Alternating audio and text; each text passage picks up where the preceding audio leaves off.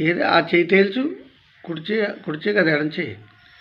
చేత్తో తేలుతావు అలాగా మామూలుగా తేల్చరా? తేల్చు. కాలు తేల్చు. కాలు తేల్చు.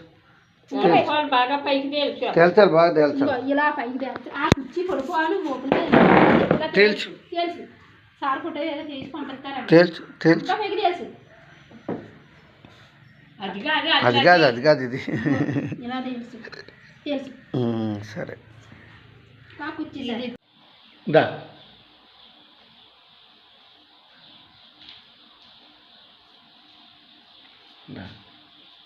అలాగాగు. ఈ చెయ్యి కలుపు. నువ్వు ఎడం చేయి కదపాలి. అది అలాగ పైకి లేపాలి.